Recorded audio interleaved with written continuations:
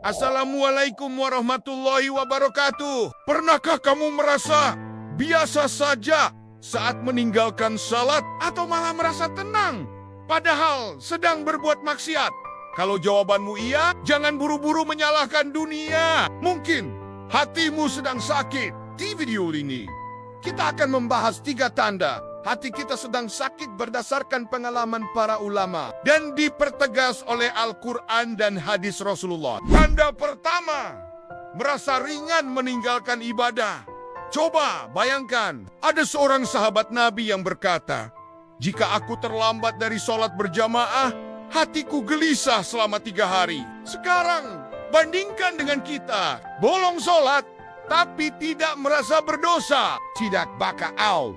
Kurang sepekan tetap merasa tenang-tenang saja. Padahal hati yang sehat akan selalu gelisah saat jauh dari Allah. Tapi hati yang sakit justru merasa nyaman dalam kelalaian. Allah bahkan menyindir dalam surah Al-Ma'un. Maka celakalah orang-orang yang salat, yaitu orang-orang yang lalai dalam syalatnya. Kita perlu jujur, kalau hati sudah tidak tersentuh saat meninggalkan ibadah, itu bukan sekedar kelelahan, tapi mungkin tanda kerasnya hati. Tanda kedua, tidak terpengaruh oleh Al-Quran atau nasihat. Hasan Al-Basri pernah mengatakan, "Sesungguhnya Al-Quran diturunkan untuk diamalkan, tapi kalian malah menjadikannya bahan bacaan tanpa pengaruh pada hati." Berapa kali kita mendengar ayat tentang neraka, tapi tetap tertawa, menyimak kisah surga, tapi tetap berbuat dosa? Allah berfirman dalam surah Al-Hadid, "Bukankah sudah datang waktunya bagi orang-orang yang beriman untuk khusyuk hati mereka ketika mengingat Allah?"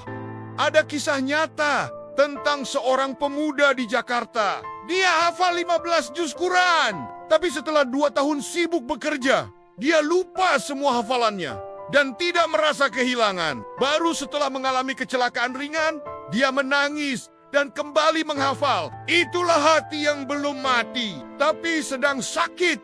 Dan Allah masih memberi kesempatan untuk sembuh. Tanda ketiga, cinta dunia berlebihan dan takut miskin. Rasulullah pernah bersabda, "Demi Allah, bukan kemiskinan yang aku khawatirkan atas kalian, tapi aku khawatir dunia dibentangkan kepada kalian.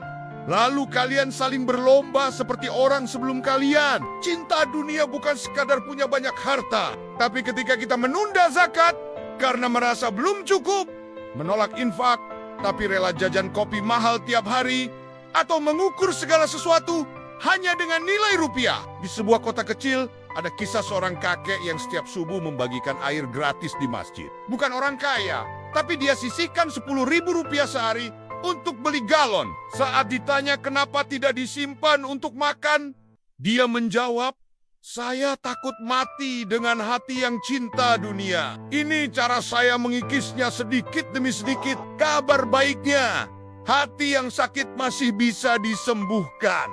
Mulailah dari hal kecil. Istighfar 100 kali sehari.